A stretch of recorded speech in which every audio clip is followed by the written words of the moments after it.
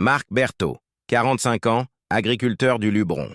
Homme de taille moyenne, cheveux gris prématurément blanchis par le soleil, mains calleuses et regard perçant bleu-gris, veuf depuis 10 ans, sans enfant. Caractère réservé mais juste, respecté pour son intégrité et sa générosité discrète. Vit selon ses principes, n'aime pas l'injustice. Léna, 28 ans, jeune femme aux origines mystérieuses. Cheveux châtain clair, yeux verts expressifs, petite cicatrice au menton. Silencieuse au début, révèle progressivement une intelligence vive et une capacité d'adaptation remarquable. Porte en elle les traumatismes d'un passé difficile, mais aussi une résilience extraordinaire. Pierre Moreau, maire de Seignon, 58 ans, ami de longue date de Marc, Marie-Claire Dubois. Libraire retraité, 65 ans, féministe engagé, Henri Garcia. Père d'Elena, 55 ans, homme autoritaire et manipulateur. Thomas et Julien Garcia. Frère d'Elena, 32 et 30 ans. Mentalité patriarcale. Le soleil de septembre caresse les collines du Luberon d'une lumière dorée qui fait danser les ombres entre les oliviers. Dans le petit village de Seignon, les ruelles pavées résonnent des pas matinaux des habitants qui se dirigent vers la brocante mensuelle. Marc Berthaud ajuste sa chemise de lin blanc, celle qu'il réserve aux occasions spéciales, et descend de sa vieille Peugeot 205 bleue. Ses bottes de cuir usé foulent le gravier de la place principale où s'installent déjà les premiers marchands. Il n'est pas venu pour acheter. Marc ne collectionne rien, ne cherche rien. Il est venu par habitude, par respect pour cette tradition villageoise qui réunit chaque mois les habitants autour d'objets oubliés et de conversations anodines. Ses mains sentent encore la terre de ses champs de lavande qu'il a labourés à l'aube. Dans quelques heures, il retournera à sa ferme silencieuse, préparera son repas solitaire et écoutera France Inter avant de se coucher. Mais ce matin-là, quelque chose va rompre cette routine immuable. Marc déambule entre les étals, salue Madame Lacroix qui vend ses confitures de figues, échange quelques mots avec le brocanteur parisien qui revient chaque mois écouler ses antiquités douteuses. Il s'arrête devant un stand de vieux livres, feuillette un manuel d'agriculture des années 50 quand un éclat de rire strident attire son attention. Au fond de la place, près de la fontaine du XVIIe siècle, un attroupement s'est formé.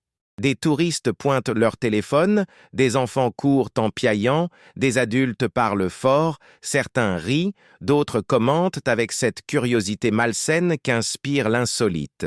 Marc s'approche, poussé par cette même curiosité, mais son pas ralentit quand il aperçoit ce qui fait sensation. Une cage en fer forgé, ancienne, rouillée par endroits, assez grande pour contenir une personne. Et dans cette cage, recroquevillée sur elle-même, une jeune femme en robe de coton blanc. Son sang se glace. Autour de lui, les commentaires fusent. C'est de l'art contemporain. Une performance. Regardez comme elle joue bien la peur. Assez pour sensibiliser à quoi, vous croyez? Un homme en costume clair, qui se présente comme l'organisateur de cette expérience sociale, explique avec un sourire commercial que cette installation vise à dénoncer l'enfermement des femmes dans la société patriarcale. Marc ne l'écoute plus. Il observe la jeune femme, ses yeux, ses mains qui tremblent imperceptiblement, la façon dont elle évite les regards, dont elle se recroqueville davantage quand quelqu'un s'approche trop près de la cage. Ce n'est pas du jeu, ce n'est pas de l'art, c'est de la terreur pure. Depuis combien de temps elle est là-dedans? Demande-t-il à l'homme en costume. Oh, depuis l'ouverture, vers 8 heures. Elle est très professionnelle, regardez comme elle reste dans son rôle. 3 heures. Elle est enfermée depuis 3 heures sous le regard de centaines de personnes qui la considèrent comme un spectacle. Marc sent la colère monter en lui, cette colère froide qu'il connaît bien, celle qui l'habite quand il voit une injustice. Il s'approche de la cage, s'accroupit pour être à la hauteur de la jeune femme. « Mademoiselle » dit-il doucement, « est-ce que vous allez bien ?» Elle lève les yeux vers lui. Des yeux verts, immenses, noyés de larmes contenues. Elle ne répond pas. Mais son regard dit tout. « Sortez-moi de là. » Marc se redresse, fait face à l'homme en costume. « Ouvrez cette cage, immédiatement. »« Monsieur, c'est une installation artistique. Vous ne pouvez pas. »« Ah, j'ai dit, ouvrez cette cage. » La voix de Marc a pris ce ton que connaissent de bien les habitants de Seignon, ce ton qui ne souffre aucune discussion. L'homme hésite, regarde autour de lui, cherche du soutien dans la foule. « Je vais appeler Pierre », annonce Marc en sortant son téléphone. Pierre Moreau, le maire, décroche à la première sonnerie. Marc n'a pas besoin de s'expliquer longuement. En 5 minutes, Pierre arrive avec un adjoint et un gendarme. L'installation est interrompue, la cage ouverte. L'organisateur proteste, parle de liberté artistique, menace d'appeler ses avocats parisiens. La jeune femme sort de la cage comme un animal blessé, les jambes flageolantes. Elle refuse l'aide qu'on lui propose, se redresse avec une dignité qui bouleverse Marc. Ses premiers mots, prononcés d'une voix à peine audible, sont « Merci ». Pierre emmène l'organisateur pour d'une petite discussion, à la mairie. La foule se disperse, déçue que le spectacle s'arrête. Marc reste seul avec la jeune femme près de la fontaine. « Vous avez un endroit où aller ?» demande-t-il. Elle secoue la tête, regarde ses pieds nus, sales d'avoir marché sur le gravier. Marc réfléchit. Sa ferme est à 10 minutes. Il a de la place, trop de place dans cette maison construite pour une famille qu'il n'a jamais eue. Dans l'ancienne bergerie, il y a une petite chambre qu'il utilisait autrefois pour les saisonniers. « Moi, si vous voulez, j'ai une petite dépendance chez moi, le temps que vous vous remettiez. » Elena, il ne connaît pas encore son prénom, le regarde longuement. Dans ses yeux, Marc lit la méfiance, la peur, mais aussi une lueur d'espoir. « Juste le temps de me remettre », répète-t-elle comme pour se rassurer. Ni l'un ni l'autre ne sait qu'ils viennent de prononcer les premiers mots d'une histoire qui va bouleverser leur vie et celle de tout le village. Ni l'un ni l'autre n'imagine que cette rencontre improbable, née d'un acte d'humanité simple, va déclencher une tempête qui révélera le meilleur et le pire de la nature humaine. Marc aide Elena à monter dans sa Peugeot. Alors qu'il quitte la place du village, il aperçoit dans le rétroviseur l'homme en costume qui parle au téléphone, visiblement contrarié. Quelque chose lui dit que cette histoire ne fait que commencer. Sur la route qui mène à sa ferme, entre les champs de lavande et les oliviers centenaires, Marc jette de discrets coups d'œil à sa passagère. Elle regarde le paysage défiler, et pour la première fois depuis qu'il l'a vue, ses épaules semblent se détendre légèrement. Dans quelques minutes, ils arriveront à la ferme. Marc lui montrera la petite dépendance, lui proposera de se laver, de se reposer. Il ne sait pas encore qu'Elena va transformer sa vie solitaire en quelque chose de plus riche et de plus complexe qu'il n'aurait jamais pu l'imaginer. L'histoire ne fait que commencer. La ferme de Marc Berthaud S étend sur 15 hectares de terre provençale, nichée entre 2 collines couvertes de chênes verts. La maison principale, en pierres ocre typiques de la région, date du XVIIIe siècle. Ses volets bleus délavés et sa terrasse ombragée par une tonnelle de vigne lui donnent ce charme authentique que recherchent les magazines de décoration. Mais Marc ne vit pas pour les apparences. Quand la Peugeot s'engage dans l'allée de gravier bordée de cyprès, Elena découvre un monde qui semble suspendu dans le temps. Des chèvres pestent dans un enclos, un vieux chien bâtard aux poils gris lève paresseusement la tête à leur passage et l'air embaume la lavande et le thym sauvage. « C'est là !» dit simplement Marc en se garant sous un mûrier centenaire. Il guide Elena vers l'ancienne bergerie, transformée il y a quelques années en petit logement. Une pièce principale avec une kitchenette, une chambre minuscule mais propre, une salle d'eau rudimentaire mais fonctionnelle. Les murs de pierre brute sont éclairés par de petites fenêtres qui donnent sur les champs de lavande. « Ce n'est pas grand, mais c'est tranquille », explique Marc en ouvrant les volets. « Il y a des serviettes dans l'armoire, et si vous avez faim ?»« Merci », l'interrompt Elena. Le mot sort de ses lèvres comme un souffle. « Merci pour tout. » Marc hoche la tête, mal à l'aise avec la gratitude. Il n'a fait que ce qui lui semblait évident, naturel. Il laisse Elena s'installer et retourne à ses occupations, non sans avoir déposé sur la petite table un panier contenant du pain, du fromage de chèvre de sa production, des figues fraîches et une bouteille d'eau. Les premiers jours s'écoulent dans une cohabitation silencieuse et respectueuse. Elena sort peu de la bergerie. Marc l'aperçoit parfois le matin, assise sur le petit muret qui borde la propriété, regardant les champs étendre jusqu'aux montagnes des Alpes de Haute-Provence. Elle ne mange que très peu, sursaute au moindre bruit, évite son regard quand ils se croisent. Le 4e jour, Marc trouve Elena agenouillée près de l'enclos des chèvres. Capricieuse, sa chèvre préférée, une alpine chamoisée au caractère bien trempé, s'est blessée la patte dans les ronces. Elena examine la blessure avec des gestes précis, délicats. Elle a besoin d'être nettoyée et désinfectée, dit-elle sans lever les yeux. Vous avez de la bétadine? Marc, surpris par cette première phrase complète, acquiesce et va chercher la trousse de soins dans la grange. Quand il revient, Elena s'occupe déjà de Capricieuse avec une assurance qui l'étonne. Ses gestes sont sûrs, professionnels presque. Vous vous y connaissez en animaux? Demande-t-il en lui tendant le désinfectant. Un voile passe dans les yeux d'Elena. Un peu, répond-elle évasivement. Mais Marc a vu ce qu'il fallait voir. Cette femme a une expérience, un savoir qu'elle cache. Les jours suivants, il la trouve de plus en plus souvent près des animaux.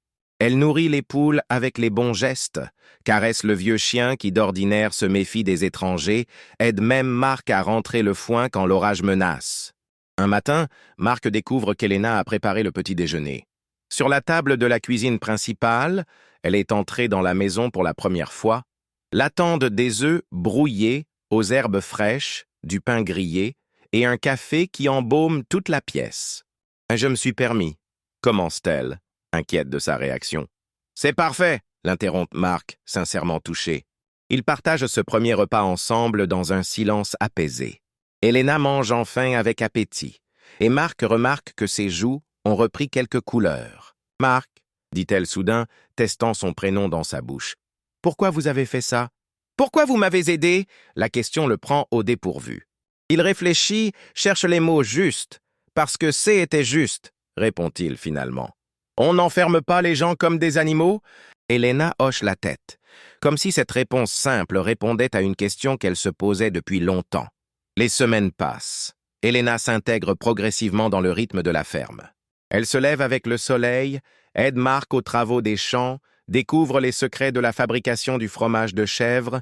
Le soir, ils dînent souvent ensemble sur la terrasse, écoutant le chant des cigales et regardant les étoiles apparaître une à une dans le ciel provençal. Marc apprend qu'Elena sait lire et écrire parfaitement, qu'elle connaît plusieurs langues. Elle lui traduit parfois des passages de livres italiens ou espagnols qu'il trouve dans sa bibliothèque. Elle révèle aussi une créativité surprenante. Elle transforme les légumes du potager en plats délicieux, réorganise la grange avec une efficacité remarquable, répare même la vieille machine à laver qui rendait le âme. Un jour, en rangeant les affaires d'Elena qui traînent maintenant naturellement dans la maison, Marc trouve un carnet. Il n'a pas l'intention de l'ouvrir, respecte trop l'intimité pour cela. Mais une page S échappe. Il ne peut s'empêcher de voir les dessins. Des croquis d'herbes aromatiques, des schémas de composition florale, des notes sur les propriétés des plantes. L'écriture est soignée, précise. Le soir même, il aborde le sujet avec délicatesse. « Vous dessinez ?» demande-t-il en montrant le carnet. Elena rougit légèrement. « Un peu. J'aime les plantes, leurs propriétés. »« Vous pourriez faire quelque chose avec ça ?» suggère Marc. « Et des savons artisanaux, par exemple. Il y a un marché pour ce genre de produits dans la région. » L'idée germe dans l'esprit d'Elena.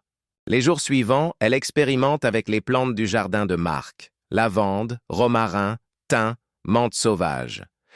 Elle fabrique ses premiers savons dans la petite cuisine de la bergerie, créant des mélanges subtils qui embaument toute la propriété.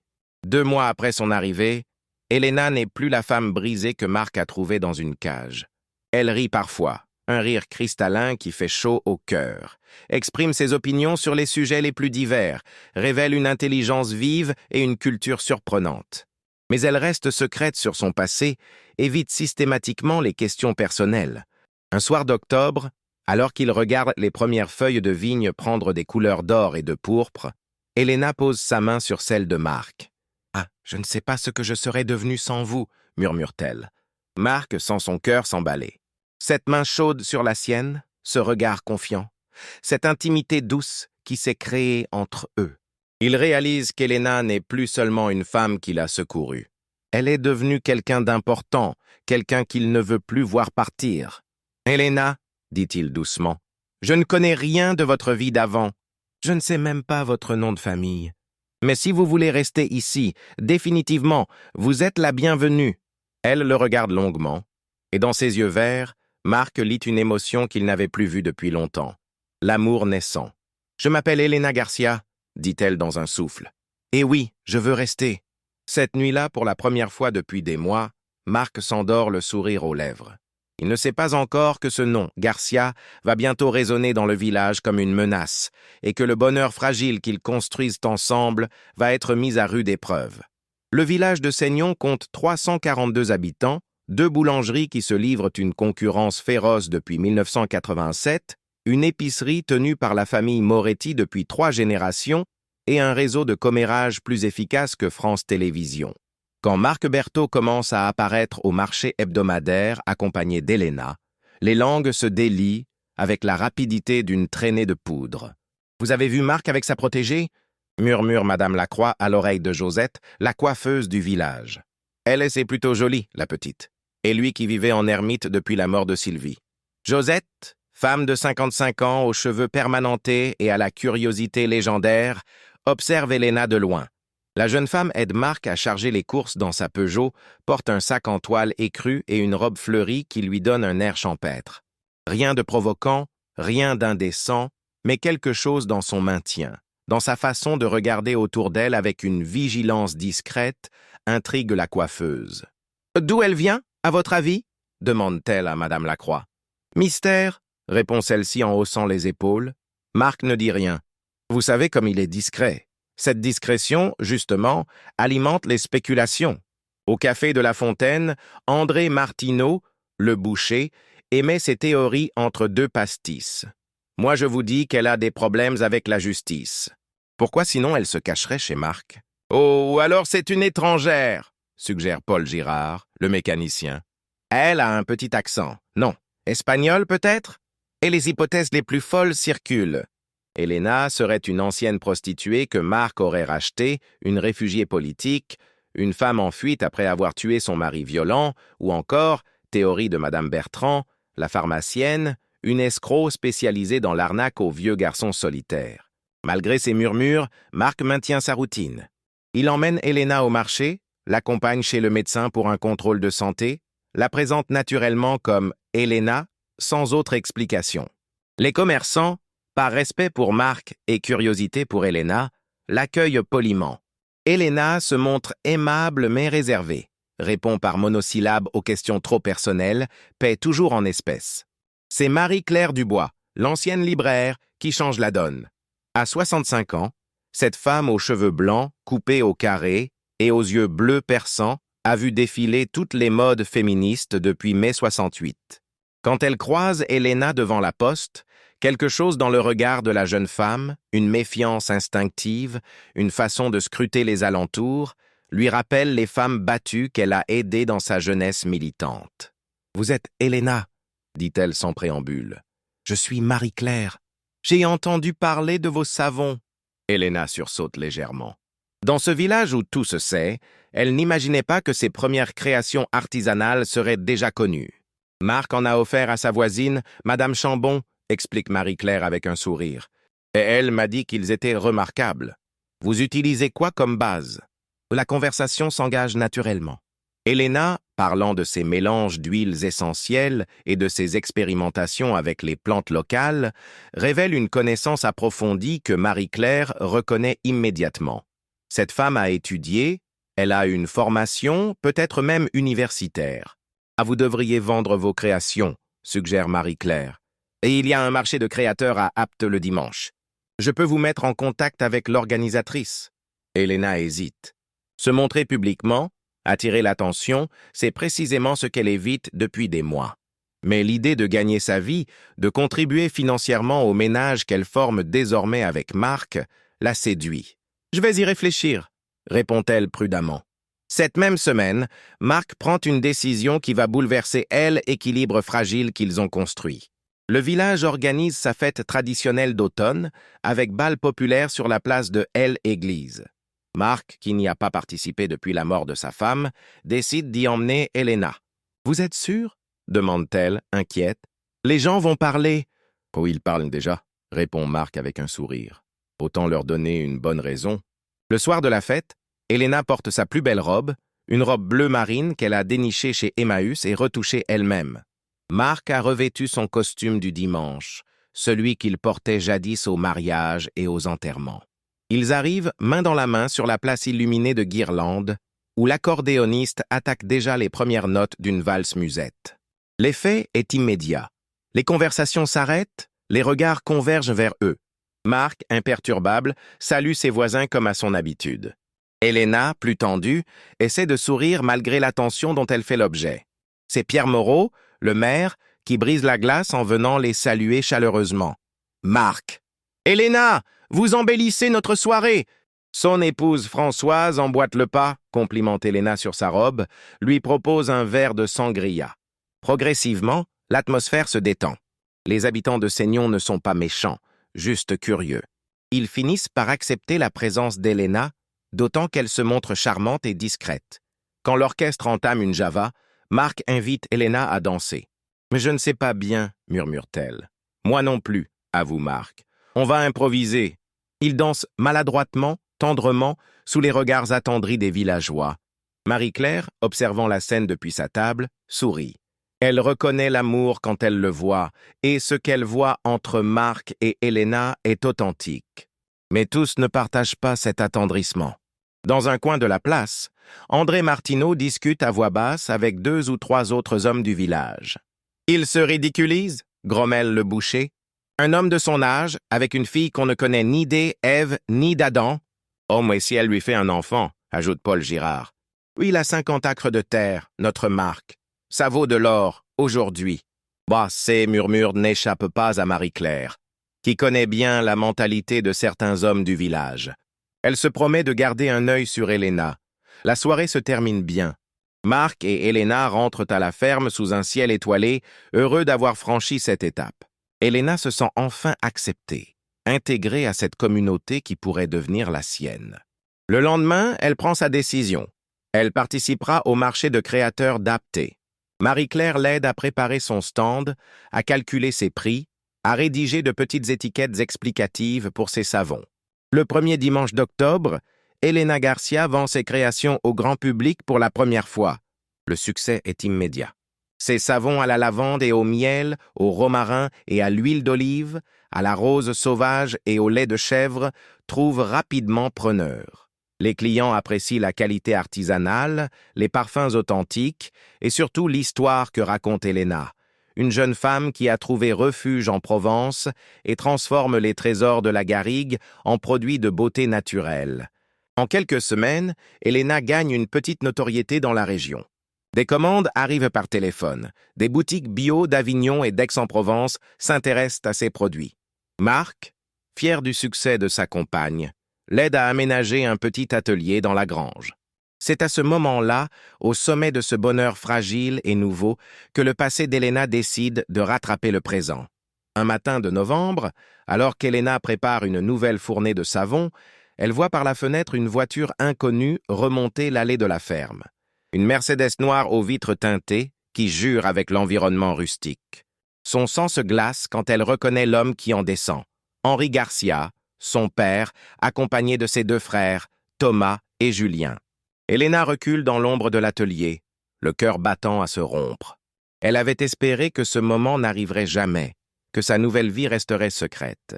Mais elle aurait dû savoir que rien échappe longtemps à la vigilance de sa famille. Dans la cour, Marc sort de la maison pour accueillir les visiteurs. Il ne sait pas encore qu'il vient de rencontrer les hommes qui vont tout faire pour détruire le bonheur qu'il a construit avec Elena. Henri Garcia mesure 1,80 m, porte un costume gris anthracite parfaitement coupé et des chaussures italiennes qui brillent malgré la poussière de la cour. À 55 ans, il a cette prestance que donnent l'argent et l'habitude du pouvoir. Ses yeux noirs, froids comme l'acier, scrutent Marc avec le mépris à peine voilé d'un homme qui se croit supérieur. Ses fils, Thomas et Julien, l'encadrent comme 2 gardes du corps.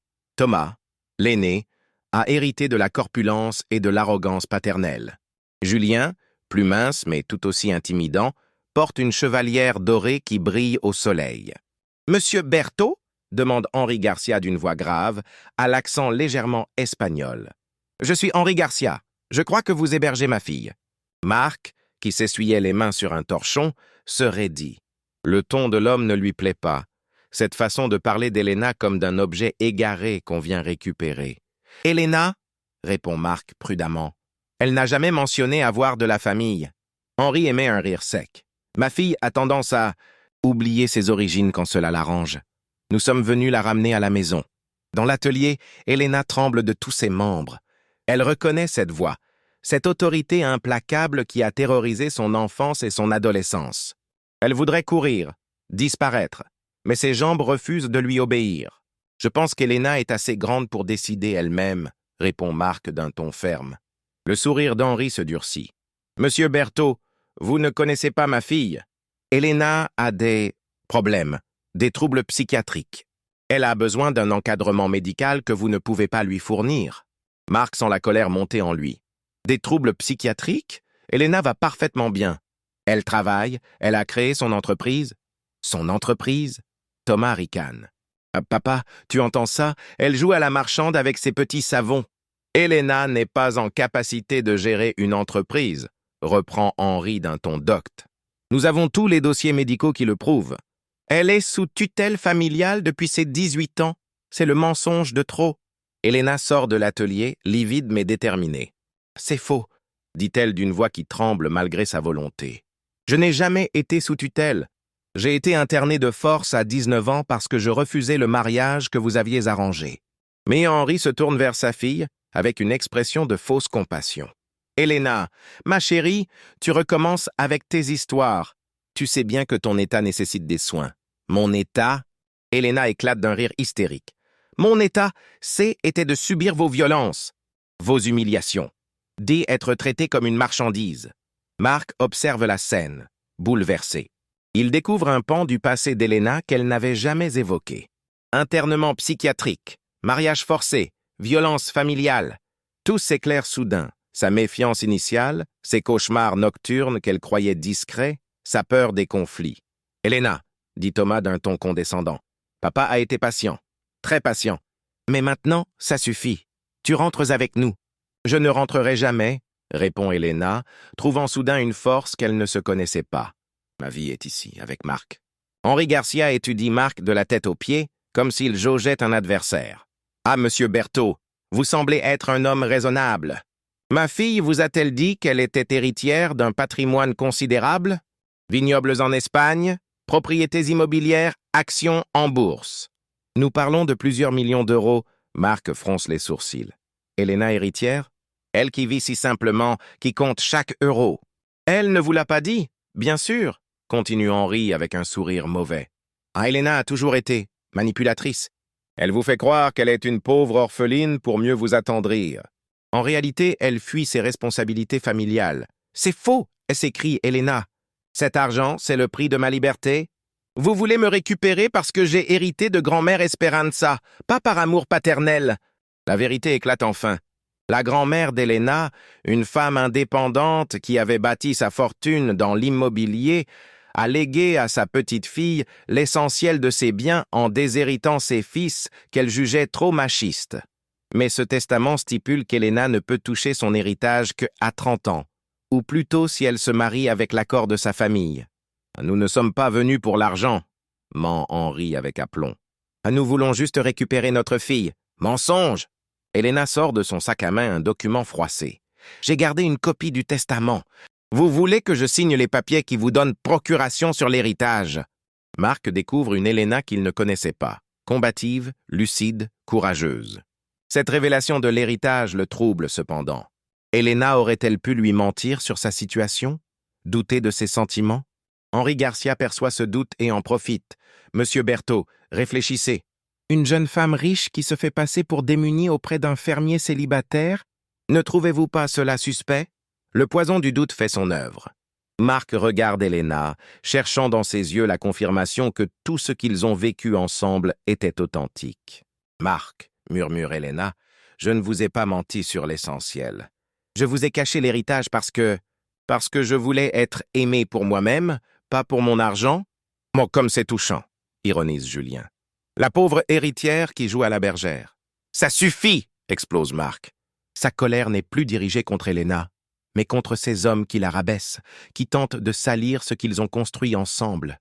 Je ne sais pas qui vous êtes vraiment, mais je sais ce qu'Elena est devenue ici. Une femme libre, épanouie, qui travaille et qui aime. Si elle ne veut pas vous suivre, elle ne vous suivra pas.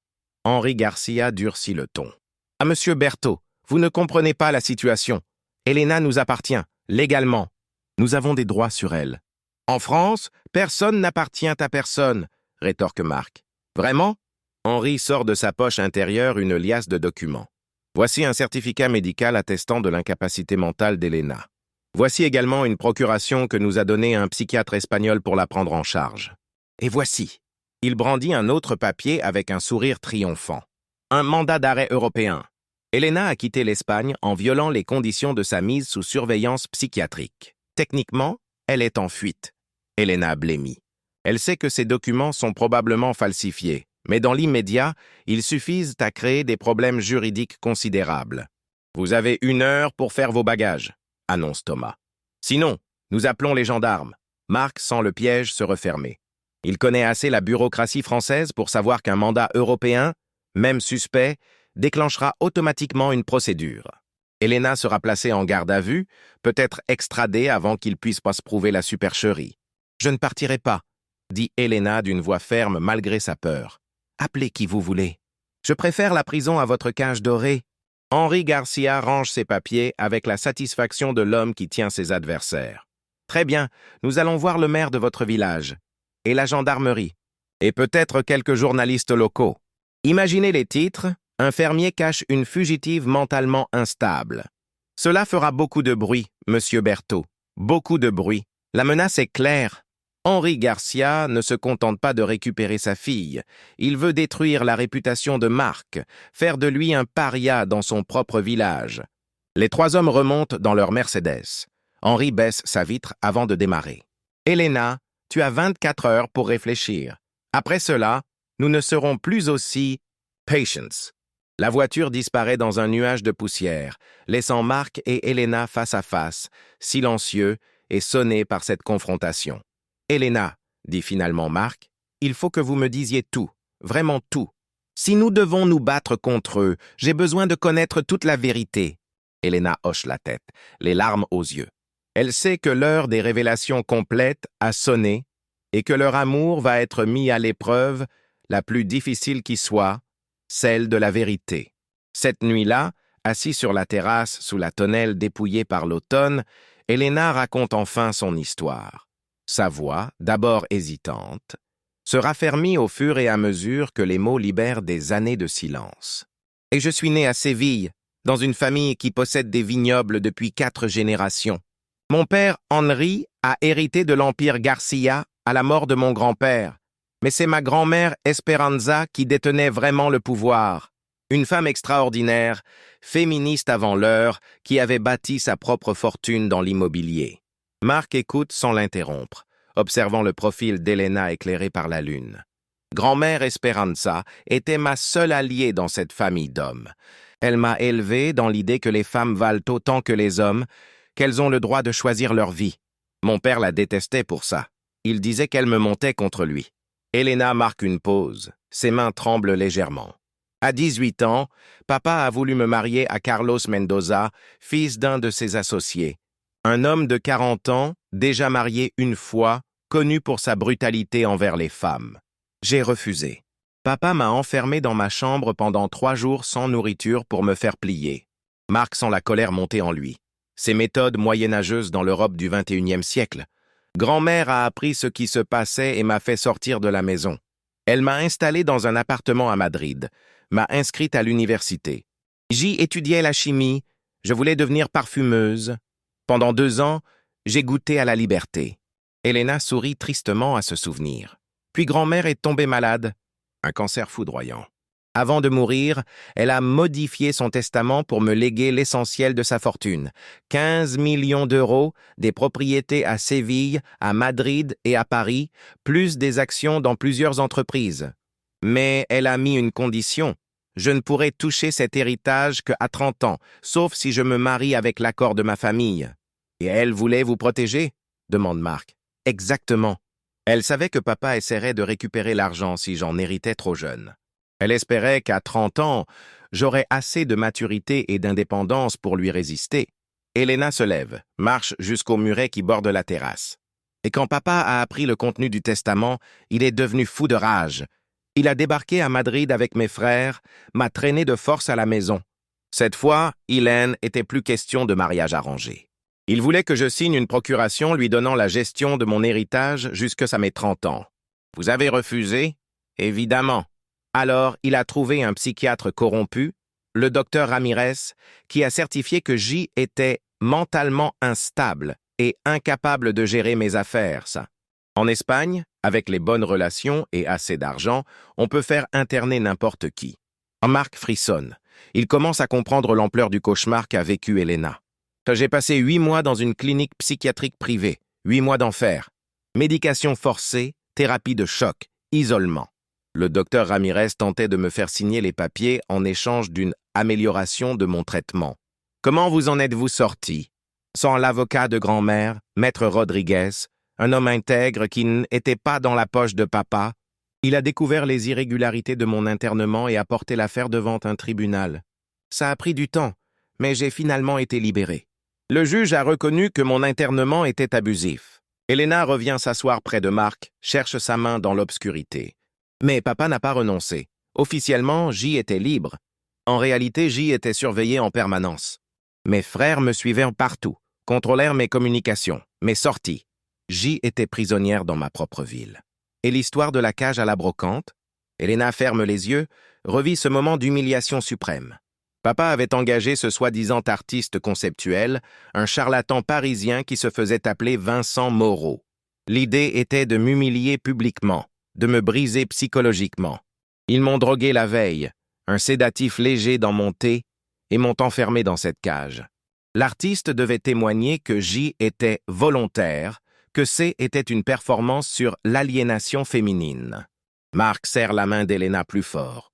Il comptait me filmer en pleine crise de panique, utiliser ces images pour prouver ma fragilité mentale devant un tribunal. Heureusement, vous êtes arrivés avant que leur plan aboutisse. Et depuis, vous vous cachez? Je ne me cache pas, je vis. Pour la première fois depuis des années, je respire. Avec vous, j'ai découvert ce que c'est était d'être aimé pour ce que je suis, pas pour ce que je possède. Elena se tourne vers Marc, cherche son regard dans la pénombre. Marc, je vous jure que mes sentiments sont sincères.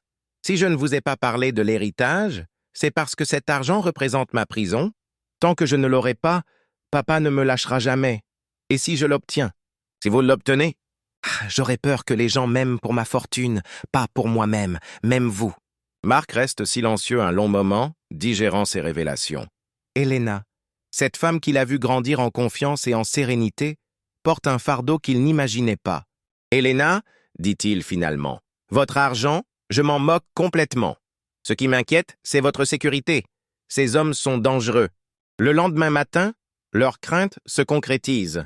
Pierre Moreau, le maire, appelle Marc dès 8 heures. Marc, il faut qu'on parle. Urgence absolue.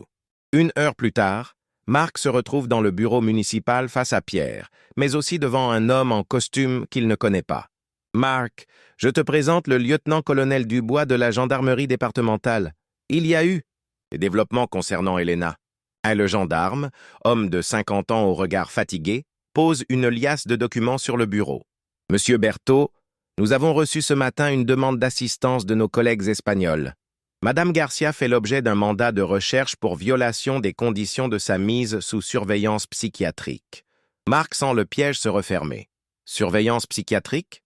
Selon les documents espagnols, Madame Garcia a été placée sous contrôle médical suite à des troubles comportementaux. Sa fuite en France constitue une violation de cette mesure. Pierre Moreau intervient, gêné. Marc, tu comprends bien que je ne peux pas ignorer une demande officielle. Ces documents sont falsifiés, s'emporte Marc. Elena a été victime d'un internement abusif. Elle a été libérée par un tribunal. Le lieutenant-colonel Dubois hausse les épaules. Et Monsieur Berthaud, ce n'est pas à moi de juger de la validité des décisions de justice espagnole. Je dois appliquer les accords européens de coopération judiciaire. Qu'est-ce que cela signifie concrètement? Dame Garcia doit se présenter à la gendarmerie dans les 24 heures pour un interrogatoire, en attendant la décision du parquet concernant son éventuelle extradition. Marc sort du bureau municipal avec la sensation que le monde S écroule autour de lui. En quelques heures, Henri Garcia a réussi à retourner les institutions contre Elena. Mais le pire l'attend au village. Devant l'épicerie Moretti, un petit attroupement s'est formé. Marc reconnaît André Martineau, Paul Girard et quelques autres habitants. L'atmosphère est tendue. « Alors Marc » lance André avec un sourire mauvais. « Il paraît que ta petite amie est recherchée par la police espagnole. »« C'est un malentendu » répond Marc sèchement. « Un malentendu » Paul Girard ricane. « Moi, j'ai entendu dire qu'elle était folle, internée en psychiatrie. Ça explique beaucoup de choses. » Marc fait un pas vers eux, les poings serrés. « Et attention à ce que vous dites. »« Oh, on dit rien de mal, » continue André. « Et juste qu'on se demande si tu savais dans quoi tu t'embarquais. Une héritière millionnaire qui joue les pauvres filles. Ça sent l'arnaque à plein nez. » Ces derniers mots atteignent Marc comme un coup de poing. Comment ces hommes connaissent-ils l'histoire de l'héritage? Henri Garcia a-t-il déjà répandu ses mensonges dans tout le village? Elle t'a bien roulé dans la farine, hein Marc? Reprend Paul. Avoue que tu te sens un peu bête. Cette fois, Marc ne se contient plus. Il attrape Paul par le col de sa chemise. Répète ça. Pierre Moreau arrive en courant, sépare les deux hommes. Ça suffit. Marc, rentre chez toi. Et vous autres, dispersez-vous. Sur le chemin du retour, Marc croise le regard de plusieurs villageois. Certains détournent les yeux, gênés. D'autres le regardent avec une curiosité malsaine. En quelques heures, Henri Garcia a réussi à faire de lui un objet de suspicion et de moquerie. Quand Marc arrive à la ferme, Elena l'attend dans la cour, un sac de voyage à la main. « Je pars », annonce-t-elle simplement. « Non », répond Marc. « Nous allons nous battre. » Marc, regardez la réalité en face. Ils ont gagné. Ils ont retourné le village contre nous, corrompu les institutions, sali notre histoire. Si je reste, je vous entraînerai dans ma chute. Elena s'approche de Marc, pose une main sur sa joue. « Je vous aime. C'est pour ça que je pars, pour vous protéger. » C'est alors que résonne le bruit d'un moteur dans l'allée. Marie-Claire Dubois descend de sa vieille 2CV, le visage déterminé. « Elena, n'y pensez même pas. On ne fuit pas devant des ordures pareilles. » La vieille libraire s'avance vers eux, brandit un exemplaire du journal local. « Regardez ça. Héritière en fuite, le mystère de Seignon. Ils ont donné l'histoire à la presse. Mais ils ont fait une erreur, ils se sont vantés de leur manipulation devant le journaliste. J'ai des contacts, moi aussi. Dans 1 heure, toute la région saura que les Garcia sont des escrocs. » Elena regarde Marie-Claire avec stupéfaction. Cette femme âgée, qu'elle connaît à peine, est prête à se battre pour elle. « Ce n'est pas fini, » déclare Marie-Claire. « C'est maintenant que ça commence vraiment. » Marie-Claire ne plaisante pas. En 48 heures, cette femme de 65 ans déploie un réseau de contacts que Marc n'aurait jamais soupçonné. Ancienne militante des droits des femmes, elle connaît journalistes, avocats, associations et même quelques personnalités politiques de la région. Le premier coup de théâtre arrive le mercredi matin. Maître Sophie Lecomte, avocate spécialisée dans le droit international, débarque à Seignon dans sa BMW série 7. Grande, élégante, la cinquantaine conquérante, elle a étudié le dossier Garcia pendant toute la nuit. « Les documents espagnols sont effectivement falsifiés », annonce-t-elle à Marc et Elena, réunis dans le salon de Marie-Claire. « J'ai contacté Maître Rodriguez, l'avocat de votre grand-mère. Il confirme que vous avez été officiellement libéré sans condition par le tribunal de Madrid. Ce soi-disant mandat de surveillance n'existe pas. » Elena sent un poids énorme s'enlever de ses épaules. Enfin, quelqu'un avec l'autorité légale nécessaire pour la défendre. Plus intéressant encore, continue Maître Lecomte, j'ai découvert que votre père a commis plusieurs délits en France. Faux documents, chantage, tentative d'extorsion. Il risque gros s'il persiste. Le deuxième coup de théâtre survient le jeudi soir. France 3. Provence-Alpes diffuse un reportage intitulé « L'héritière et le fermier. Une histoire d'amour contre l'oppression familiale ». Le journaliste, un ami de Marie-Claire, a mené l'enquête en Espagne. Il a retrouvé le docteur Ramirez, le psychiatre corrompu, qui avoue devant la caméra avoir été payé pour interner Elena. Il a également interrogé d'anciens employés des Garcia qui témoignent des méthodes brutales de la famille. Le reportage présente Elena comme une victime courageuse qui a trouvé l'amour et la liberté en Provence, et Marc comme un homme généreux qui l'a sauvée d'un sort terrible. L'opinion publique régionale bascule du jour au lendemain. Henri Garcia, furieux de voir son plan se retourner contre lui, commet alors l'erreur fatale. Le vendredi matin, il débarque avec ses fils à la ferme de Marc, non plus pour négocier, mais pour enlever Elena de force. Marc, averti par Marie-Claire qui surveille les mouvements de la famille Garcia, a prévenu la gendarmerie. Quand la Mercedes noire s'engage dans l'allée, 3 voitures de gendarmes l'encadrent immédiatement. « Police, sortez du véhicule, les mains en vue !» Henri Garcia, stupéfait, se retrouve menotté devant les caméras de TF1 et France 2, alerté par Marie-Claire. L'image de ce patriarche arrogant arrêté dans une ferme provençale fait le tour des chaînes d'information. Dans les fouilles de la Mercedes, les gendarmes découvrent des seringues et des sédatifs. Henri Garcia avait prévu de droguer sa fille pour l'emmener de force. Cette découverte aggrave considérablement son cas. Le week-end suivant, c'est l'apothéose. La foire régionale de Forcalquier consacre un stand entier aux savons d'Elena, présenté comme symbole de l'entrepreneuriat féminin et de l'intégration réussie. La file d'attente s'étend sur 50 mètres. Elena, rayonnante dans sa robe provençale, raconte son histoire avec une émotion contenue qui bouleverse les visiteurs. « Je suis arrivée ici brisée, enfermée comme un animal », déclare-t-elle au micro de France Bleu Provence. « J'ai trouvé un homme qui m'a rendu ma dignité, un village qui m'a adopté et une région qui m'a permis de renaître. La Provence m'a donné une seconde vie. » L'assistance sociale qui suivait le dossier prend la parole à son tour. Mademoiselle Garcia a toujours eu sa pleine capacité juridique. Les documents présentés par sa famille étaient effectivement falsifiés. Elle est libre de ses choix et parfaitement intégrée à notre communauté. Dans la foule, Marc aperçoit André Martineau et Paul Girard. Les 2 hommes, penauds, évitent son regard. La vérité a éclaté au grand jour, et leurs mesquines rumeurs les font passer pour ce qu'ils sont, des jaloux et des médisants. 3 mois plus tard, au printemps, Marc et Elena se marient civilement dans la mairie de Seignon. Pierre Moreau, qui a présenté ses excuses pour avoir douté d'Elena, célèbre personnellement l'union. Marie-Claire, témoin d'Elena, porte une robe violette qui fait scandale chez les dames du village. Maître Lecomte, devenu une amie, est le témoin de Marc. Le mariage est sobre mais émouvant. Elena porte une robe simple en lin blanc, Marc son costume du dimanche. Quand ils échangent leurs vœux, leur voix tremble de émotion. « Marc, dit Elena, vous m'avez appris que l'amour, ce n'est pas posséder quelqu'un, c'est lui rendre sa liberté. Elena, répond Marc, vous m'avez montré que le courage, ce n'est pas l'absence de peur, c'est d'agir malgré la peur. » Le repas de noces se déroule dans la cour de la ferme, sous les mûriers en fleurs. Les habitants de Seignon sont venus nombreux, y compris ceux qui avaient douté. L'atmosphère est chaleureuse, authentique. Elena a définitivement trouvé sa place dans cette communauté.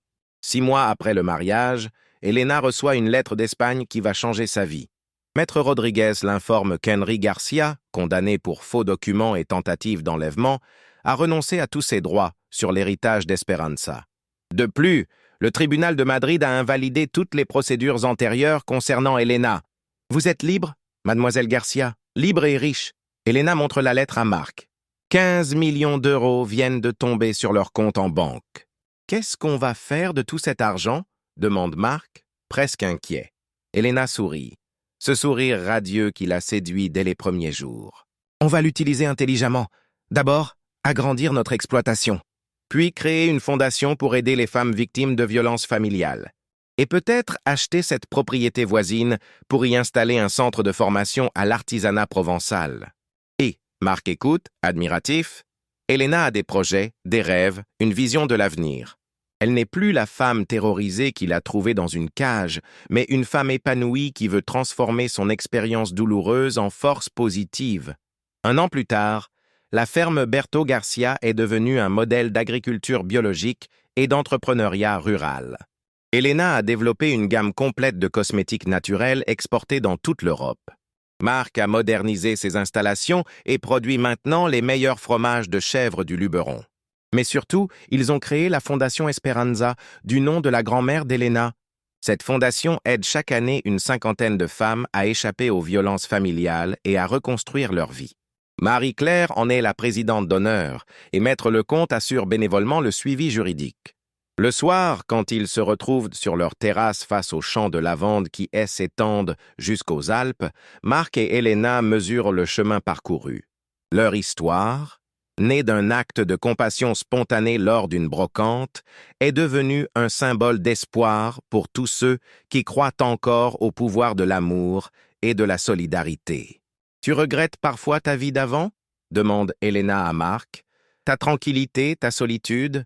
Mark la prend dans ses bras, respire le parfum de lavande qui imprègne ses cheveux. « Jamais !» répond-il. « Avant, je vivais. Maintenant, je vis. » Au village, leur histoire est entrée dans la légende. On la raconte aux enfants, aux visiteurs, à tous ceux qui veulent bien l'entendre.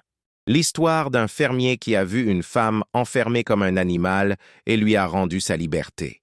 L'histoire d'une femme qui a transformé sa souffrance en force créatrice. L'histoire d'un amour qui a triomphé de toutes les adversités. Et quand les sceptiques murmurent encore que c'est trop beau pour être vrai, Marie-Claire, maintenant octogénaire mais toujours combative, leur répond avec un sourire malicieux. « L'amour vrai, ça existe. J'en ai été témoin. Et si vous n'y croyez pas, c'est que vous n'avez pas encore eu la chance de le rencontrer. » Épilogue. 5 ans plus tard, Mark et Elena accueillent leur premier enfant, une petite fille qu'ils prénomment Esperanza, en hommage à l'aïeul qui a rendu leur bonheur possible. La ferme résonne maintenant de rires d'enfants, et les chèvres ont trouvé en la petite Esperanza une compagne de jeu inépuisable. L'histoire se termine comme elle a commencé, par un acte d'amour. Mais cette fois, c'est l'amour qui donne la vie, qui perpétue l'espoir, qui prouve que malgré la cruauté du monde, la bonté humaine finit toujours par triompher. Cette histoire vous a-t-elle ému? Avez-vous déjà été témoin d'un acte de générosité qui a changé une vie? Partagez cette vidéo si vous croyez que l'amour et la solidarité peuvent encore changer le monde. Abonnez-vous pour découvrir d'autres histoires d'espoir qui prouvent que, même dans les moments les plus sombres, la lumière finit toujours par percer. Et surtout, n'oubliez jamais, autour de vous, il y a peut-être quelqu'un qui a besoin de votre aide. Ouvrez les yeux, tendez la main. Vous pourriez changer une vie, comme Mark l'a fait pour Elena. Laissez un commentaire pour nous dire quelle partie de cette histoire vous a le plus marqué. Votre témoignage peut inspirer d'autres personnes à agir avec compassion et courage.